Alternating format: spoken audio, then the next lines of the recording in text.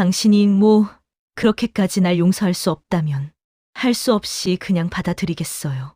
그 순간 제 가슴이 터질 것 같았습니다. 15년을 기다렸던 첫사랑과의 결혼, 그리고 한순간에 무너져버린 모든 것들. 이게 정말 끝인가? 우리가 이렇게 끝나는 건가? 하지만 진짜 문제는 따로 있었습니다. 제가 친아들로 키워온 그 아이는 어떻게 해야 할까요? 안녕하세요. 저는 김민수라고 합니다. 올해 43살이고 서울에서 건축사로 일하고 있어요. 어릴 때부터 내성적인 성격이었는데 대학에서 서울로 올라온 후 건축사 시험에 합격해서 지금까지 열심히 살아왔습니다. 하지만 40대 초반이 된 지금까지도 저는 여전히 혼자였어요.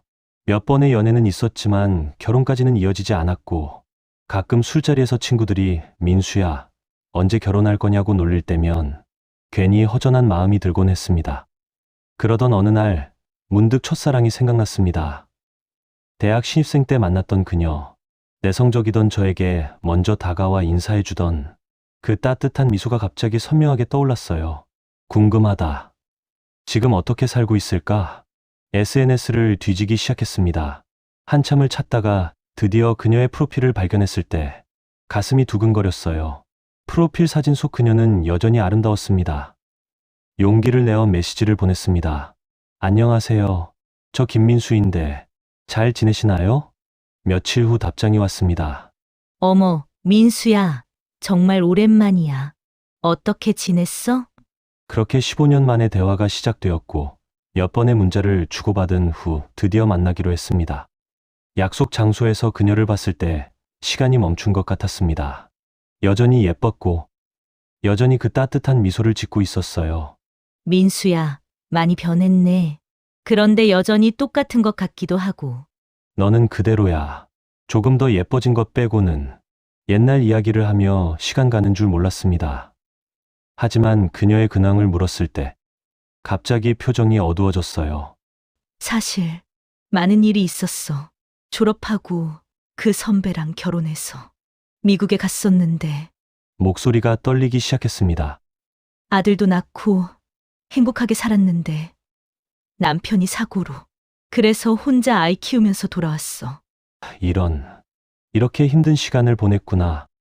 마음이 아팠습니다. 동시에 이상한 감정이 들었어요. 그녀가 다시 혼자가 되었다는 사실이 마음 한편으론 희망처럼 느껴졌거든요. 정말 힘들었겠다. 지금은 어떻게 지내? 직장 다니면서 아이 키우는데 솔직히 많이 힘들어. 특히 아이가 아빠를 많이 그리워해서. 그 순간 확신했습니다. 내가 그녀를 지켜줘야겠다고. 15년 전에 못다한 사랑을 이제라도 해야겠다고. 그날 이후 저는 적극적으로 그녀에게 다가갔습니다. 매일 문자를 보내고 주말마다 만나자고 했어요. 처음엔 그녀가 부담스러워했습니다. 민수야, 고마워. 하지만 나는 지금 연애할 마음의 여유가 없어. 아이도 있고. 괜찮아. 천천히 생각해봐. 나는 기다릴 수 있어. 포기하지 않았습니다. 그녀의 아들 정민과도 만나기 시작했어요. 6살 된 그 아이는 처음엔 낯을 가렸지만 점점 저를 따르기 시작했습니다. 민수 아저씨, 오늘도 놀러 와주세요. 아이가 저를 반겨할 때마다 가슴이 뭉클했습니다. 이 아이에게도 아버지가 필요하다는 생각이 들었어요. 이 아이를 내 아들처럼 키우고 싶다. 몇 달간의 끈질긴 구애 끝에 그녀가 마음을 열기 시작했습니다. 드디어 사귀기 시작했고 1년 후 결혼에 청혼했습니다. 나와 결혼해줘. 그리고 정민이도 우리 아들로 내가 키우게 해줘. 정말 괜찮겠어? 이게 내 운명인 것 같아. 하지만 진짜 큰 산이 기다리고 있었습니다. 부모님께 소개를 드린 날, 집안이 발칵 뒤집혔어요. 뭐라고? 애 딸린 여자랑 결혼한다고? 아버지가 성질을 내셨습니다. 아버지, 저는 이 여자를 진심으로 사랑해요. 사랑이다가 첫 결혼인데 왜 굳이 복잡하게 가려고 하냐? 어머니도 눈물을 흘리며 말렸습니다. 아들아, 엄마 말 들어라. 다른 좋은 여자들도 많은데 왜 하필? 엄마, 저에게는 이 사람밖에 없어요. 평생 이 사람만 마음에 두고 살았다고요. 그날부터 집안이 전쟁터가 되었습니다. 매일 부모님과 싸웠고 친척들까지 나서서 말렸어요. 민수야, 너 정신 차려. 그 여자가 너를 이용하는 거야. 삼촌까지 나서서 말했습니다. 삼촌, 그런 말씀 마세요. 제가 먼저 좋아한 거예요. 한 달 동안 매일 무릎을 꿇고 부모님께 사정했습니다. 부모님, 제발 이해해 주세요. 저는 정말 이 사람 없이는 못 살아요. 그럼 우리는 어떡하냐? 내가 그런 식으로 나가면 체면이 서나? 체면보다 사랑이 더 중요해요. 부모님도 젊었을 때는 이해하셨을 거예요. 결국 어머니가 먼저 마음을 누그러뜨리셨습니다. 이 고집쟁이 같은 놈. 정말 그렇게 좋으면 어쩔 수 없지. 아버지도 마지못해 승낙하셨습니다. 책임은 네가 져야 한다. 나중에 후회해도 모른다. 드디어 내 꿈이 이뤄진다. 결혼식을 올리던 날 행복해서 눈물이 났습니다. 15년을 기다린 보람이 있었어요. 그녀도 아름다운 웨딩드레스를 입고 제 옆에 서 있을 때 이 세상 모든 것을 다 가진 기분이었습니다. 신혼생활은 꿈만 같았습니다. 그녀는 여전히 따뜻하고 사랑스러웠고 첫째 아들은 저를 진짜 아빠처럼 따랐어요. 아빠, 오늘 학교에서 그림 그렸는데 봐주세요. 우와, 정말 잘 그렸네. 우리 아들 천재인가 봐. 아이가 저를 아빠라고 부를 때마다 가슴이 벅찼습니다. 혈연 관계가 아니어도 이렇게 진심으로 사랑할 수 있구나 싶었어요. 매일 아침 온 가족이 함께 식사하는 시간이 가장 행복했습니다. 아빠, 오늘 회사에서 뭐 해요? 아빠는 건물을 설계하는 일을 해. 사람들이 편하게 살 수 있는 집을 만들어주는 거야. 우와, 아빠는 집 만드는 사람이에요. 아내도 행복해 보였습니다. 당신 덕분에 우리 아들이 이렇게 밝아졌어. 정말 고마워. 고맙긴 뭘. 우리는 가족이잖아. 나는 그때 이 아이를 정말 내 친아들로 만들어야겠다고 생각했어요. 그래서 친양자 입양 절차를 시작했습니다.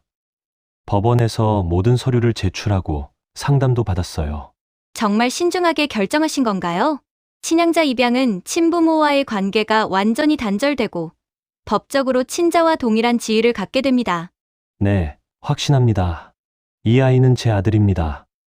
그리고 1년 후 더 큰 기쁨이 찾아왔습니다. 아내가 두 아들, 여보, 우리 아기가 생겼어. 정말이야? 둘째 아들이 태어났을 때 저는 세상을 다 얻은 기분이었습니다. 첫째는 둘째를 무척 아꼈어요. 두 아들이 함께 자라는 모습을 보며 이보다 더 완벽한 가정이 어디 있을까 싶었습니다. 주말이면 온 가족이 놀이공원에 가고 저녁엔 함께 영화를 보며 웃었어요. 아빠, 우리 가족이 세상에서 제일 행복한 가족이에요. 첫째의 말에 눈물이 났습니다. 그래, 우리가 제일 행복해. 드디어 친양자 입양도 완료되었습니다. 가족관계증명서에 두 아들이 모두 제 친자로 등록되어 있는 것을 보며 감격했어요. 이제 정말 완벽한 가정이 됐다. 더 이상 바랄 게 없어. 매일이 축복 같았습니다. 아침에 일어나면 아내가 아침을 준비하고 아이들이 해맑게 웃으며 뛰어다니고 저녁엔 온 가족이 둘러앉아 저녁을 먹었어요. 하지만 이 모든 행복이 한순간에 무너질 줄은 꿈에도 몰랐습니다. 그날도 평범한 하루였습니다.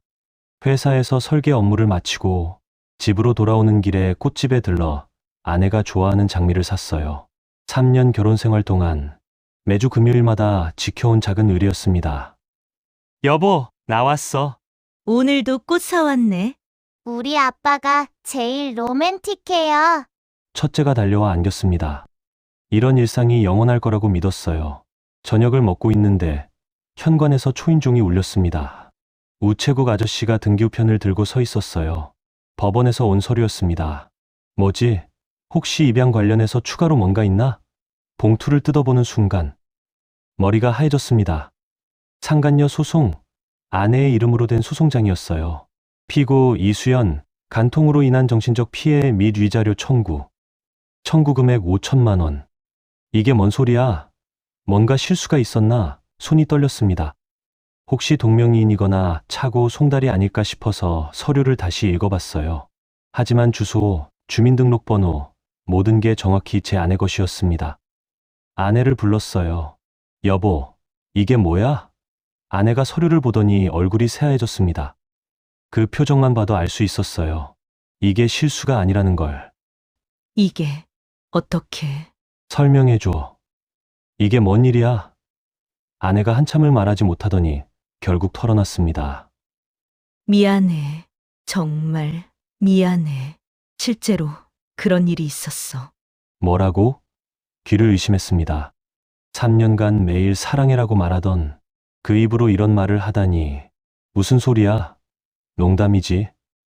방금까지 행복하게 저녁을 먹고 있었는데 갑자기 온 세상이 무너지는 것 같았어요. 그러니까 지금까지 나를 속여온 거야? 결혼하고 나서도 계속? 끊으려고 했어. 정말 끊으려고 했는데 그 사람이 계속. 그만해! 더 이상 듣기 싫어! 소리를 지르자 아이들이 놀라서 거실로 나왔습니다. 아빠, 왜 화내세요? 첫째가 무서워하며 물었습니다. 둘째는 울음을 터뜨렸어요. 이 아이들 앞에서 이럴 수는 없어. 가까스로 진정하고 아이들을 달랬습니다. 괜찮아. 아빠가 좀 놀란 거야. 너희 방에서 놀고 있어.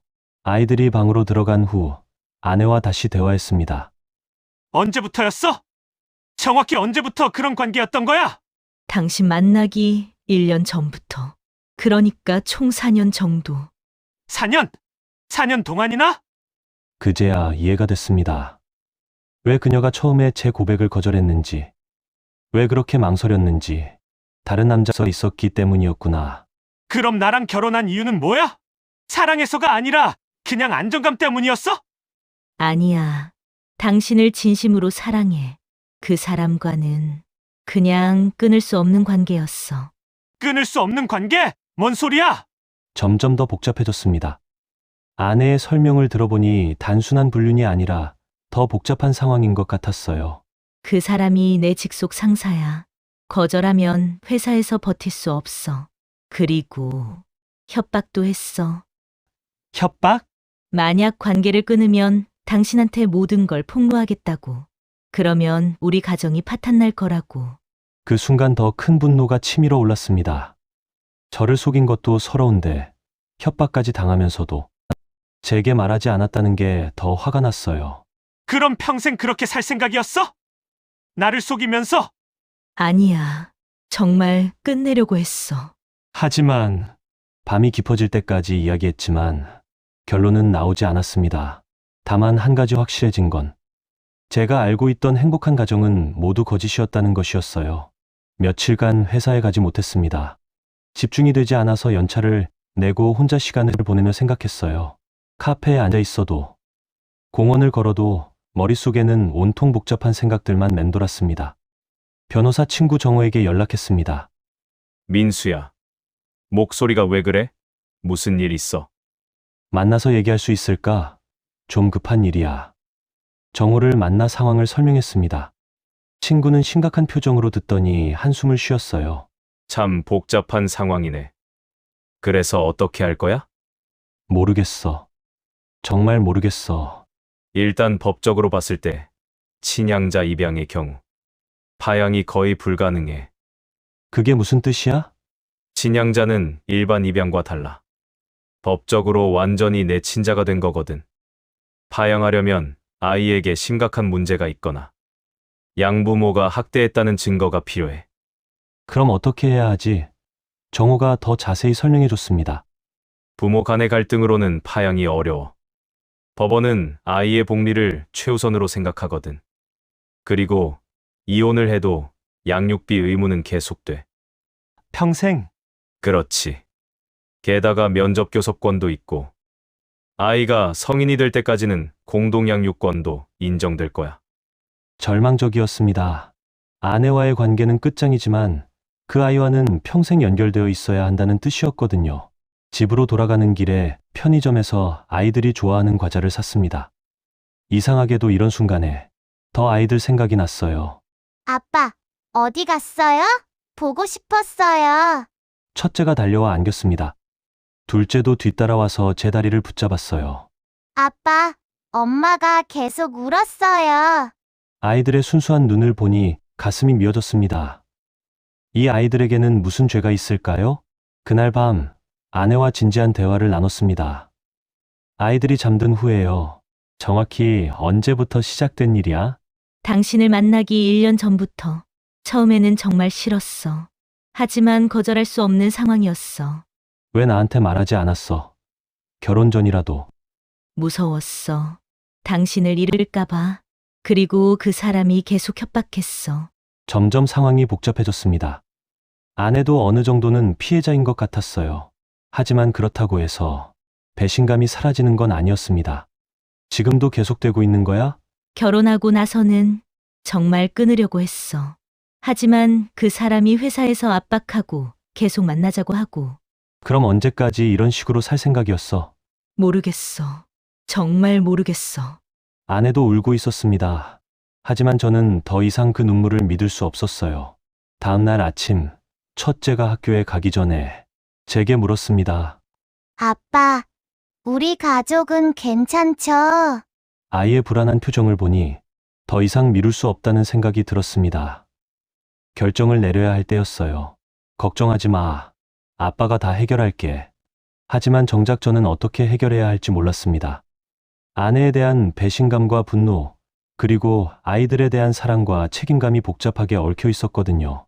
특히 첫째 아이는 이미 친부를 잃고 저를 의지하고 있는 상황이었습니다. 제가 떠나면 이 아이는 또 다시 아버지를 잃게 되는 거예요. 그것만큼은 절대 할 수 없었습니다. 몇 주가 지났지만 상황은 나아지지 않았습니다. 오히려 더 복잡해졌어요. 아내의 회사에서 그 상사가 계속 압박을 가하고 있다는 것을 알게 되었거든요. 어느 날 아내가 늦게 들어왔습니다. 얼굴이 창백했어요. 아내에게 사무실로 고소장이 도착했다고 했습니다. 바로 아내 상사의 부인으로부터 고소장이었어요. 그 사람 부인이 사립탐정을 고용했대. 몇 달 동안 미행당했나 봐. 아내가 떨리는 목소리로 말했습니다. 더 큰 문제는 아이들이었습니다. 집안 분위기를 감지한 건지 첫째가 점점 예민해졌어요. 왜 아빠, 엄마가 자꾸 싸워요? 예전에는 안 그랬는데. 아이의 순수한 질문에 대답할 수 없었습니다. 어떻게 설명해야 할까요? 상황을 객관적으로 정리해봤습니다. 변호사 친구 정우의 조언도 참고해서요. 첫째, 이혼은 가능하지만 아이들에게 큰 상처가 된다. 둘째, 이대로 모든 걸 용서하고 아내와 새롭게 시작한다. 그러나 자신이 없다. 내가 받을 정신적 고통을 견뎌낼 수 있을까? 어떤 선택을 해도 완벽한 해결책은 없었습니다. 상황이 점점 더 심각해졌습니다. 이제 단순히 저희 가족만의 문제가 아니라 법정 다툼으로 번질 상황이었어요. 며칠 후 그 상사가 해고 처리되었다는 소식이었어요. 회사 내 불륜 스캔들이 알려지면서 더 이상 버틸 수 없었던 거죠. 하지만 이것도 저희에게는 또 다른 문제였습니다. 그 남자가 회사를 그만두면서 아내에게 모든 책임을 전가하려고 했거든요. 이제는 정말 막다른 길에 다다른 것 같았습니다. 설상가상으로 첫째가 학교에서 문제를 일으켰다는 연락이 왔어요. 아이가 요즘 수업 시간에 집중을 못하고 친구들과도 잘 어울리지 못해요. 혹시 집에 무슨 문제가 있나요? 담임 선생님의 말에 가슴이 아팠습니다. 결국 우리 어른들의 문제가 아이에게까지 영향을 미치고 있었던 거예요. 집으로 돌아가는 길에 문득 깨달았습니다. 제가 정말 지켜야 할 것이 무엇인지를. 아내와의 관계보다 중요한 건 아이들이었어요. 특히 첫째는 이미 한 번 아버지를 잃은 상처가 있는 아이였습니다. 그날 밤 첫째와 단둘이 대화했습니다. 아빠, 우리 가족이 이상해졌어요. 어떻게 이상해? 예전에는 다 같이 웃었는데 요즘은 아빠, 엄마가 자꾸 싸워요. 아빠가 조금 힘든 일이 있어서 그래. 곧 괜찮아질 거야. 정말요? 약속해요. 아이의 간절한 눈빛을 보며 다짐했습니다. 어떤 선택을 하든 이 아이만큼은 지켜내겠다고. 한 달이 더 지나자 상황이 극한으로 치달았습니다. 아내를 상대로 한 위자료 소송이 본격화되었고 언론에서도 관심을 보이기 시작했어요. 대기업 임원의 불륜 스캔들이라는 이유로 말이죠. 회사에서 휴직을 권유받았어. 사실상 퇴사 압박이었죠. 하지만 더 심각한 건 아이들이었어요.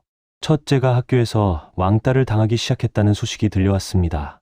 정민 아버님, 아무래도 전학을 생각해 보셔야 할 것 같아요. 담임 선생님이 조심스럽게 말씀하셨습니다. 무슨 일인가요? 아이들 사이에서 소문이 퍼진 것 같아요. 아이가 많이 위축되어 있어요. 그 순간 깨달았습니다. 어른들의 잘못으로 아이까지 피해를 보고 있다는 것을. 더 이상 미룰 수 없었어요. 그날 밤 아내와 마지막 대화를 나눴습니다. 이혼하자. 더 이상은 함께 살 수 없어.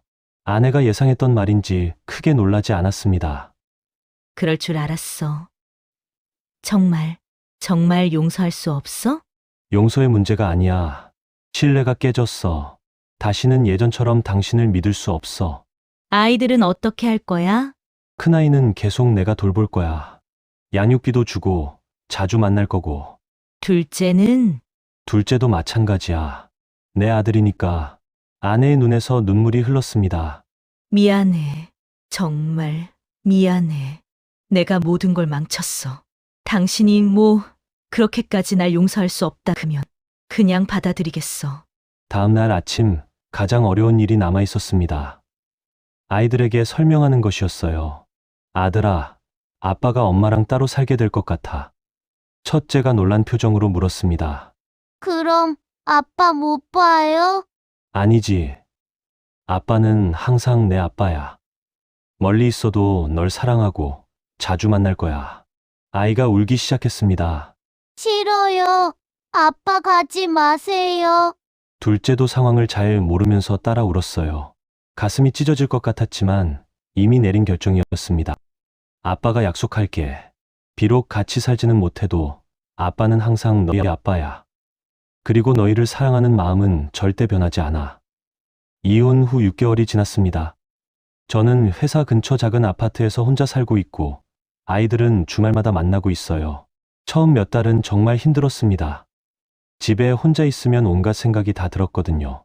과연 제가 올바른 선택을 한 건지, 아이들을 위해서라면 참고 살았어야 하는 건 아닌지. 하지만 시간이 지나면서 확신하게 되었습니다. 거짓된 행복보다는 진실한 고통이 낫다는 것을. 첫째 아들은 처음엔 많이 혼란스러워했지만 점점 적응해가고 있습니다. 새 학교로 전학을 간 후 조금씩 밝아지고 있어요. 아빠, 새 학교 친구들이 좋아요. 그리고 선생님도 친절해요. 다행이다. 우리 아들이 행복하면 아빠도 행복해. 아빠는 언제 집에 다시 와요? 아빠는 여기서 살 거야. 하지만 너를 사랑하는 마음은 변하지 않아. 이 아이는 정말 제 아들입니다. 혈연 관계가 없어도 상황이 복잡해도 제 마음속에서는 진짜 아들이에요. 전 아내는 가끔 연락이 옵니다. 아이들 때문에 어쩔 수 없이 대화하게 되는데 예전 같은 감정은 없어요. 그저 아이들의 어머니로만 생각됩니다. 위자료 소송은 결국 아내가 패소했습니다. 2천만 원을 배상하라는 판결이 나왔어요. 경제적으로 어려운 상황이지만 제가 일부 도움을 주기로 했습니다. 아이들을 위해서라도 전 아내가 완전히 무너지면 안 되니까요. 요즘 저는 새로운 깨달음을 얻었습니다. 사랑에는 여러 가지 형태가 있다는 것을. 남녀 간의 사랑도 있고 부모와 자식 간의 사랑도 있어요. 그 중에서도 가장 순수하고 무조건적인 건 아이들에 대한 사랑인 것 같습니다. 어느 날 첫째 아들이 조심스럽게 물었습니다. 아빠, 나 입양된 거 맞죠? 그런 얘기를 왜 해? 할머니가 말하는 걸 들었어요. 내가 혹이라고 했어요. 괜찮아요.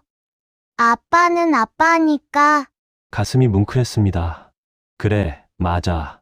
너는 아빠의 소중한 아들이야. 입양이든 뭐든 상관없어. 알고 있어요. 아빠가 저를 정말 사랑한다는 거. 첫사랑과의 결혼은 실패했지만 그 과정에서 얻은 두 아들은 제 인생의 가장 큰 선물이 되었어요. 가끔 길을 걷다가 행복해 보이는 가족들을 보면 부럽기도 합니다. 하지만 후회는 없어요. 제가 선택한 길이고 그 결과로 얻은 것들도 있으니까요. 주말이면 두 아들과 함께 영화도 보고 맛있는 것도 먹고 놀이공원도 갑니다. 아이들이 웃는 모습을 보면 모든 게 다 괜찮아지는 것 같아요. 확신은 없지만 최선을 다하려고 합니다. 완벽한 아버지는 못 되더라도 진심으로 사랑하는 아버지는 될 수 있을 테니까요. 밤늦게 혼자 앉아 있으면 가끔 눈물이 납니다. 행복했던 그 시절이 그립기도 하고 아이들과 매일 함께하지 못하는 게 아쉽기도 하고요. 하지만 이제는 알겠습니다. 사랑은 소유하는 게 아니라 주는 거라는 걸. 그리고 진정한 가족은 혈연 관계가 아니라 마음으로 이어지는 거라는 걸. 회사에서도 새로운 프로젝트를 맡게 되었습니다. 어린이 도서관 설계 프로젝트예요. 아이들을 위한 공간을 만든다는 생각에 더욱 열정적으로 임하고 있습니다. 이것도 행복한 인생이야. 다르지만 행복한. 창밖을 보니 별이 반짝이고 있었습니다. 마치 희망을 주는 것 같았어요. 첫사랑과의 결혼은 끝났지만 아버지로서의 제 인생은 이제 시작인 것 같습니다. 두 아들과 함께 만들어갈 새로운 이야기가 기대됩니다. 비록 완벽하지 않은 가정이지만 사랑이 있는 한 괜찮을 거예요. 그리고 언젠가 아이들이 자랐을 때 아빠가 자신들을 진심으로 사랑했다는 걸 알아줬으면 좋겠습니다. 여러분, 오늘 사연 어떠셨나요? 진짜 가족은 피가 아니라 마음으로 이어진다는 걸 느끼셨을 겁니다. 여러분의 생각은 어떠신가요? 댓글로 남겨주세요. 영상이 좋았다면 구독과 좋아요, 알림 설정까지 부탁드립니다. 여러분의 작은 응원이 저희 채널에 큰 힘이 됩니다.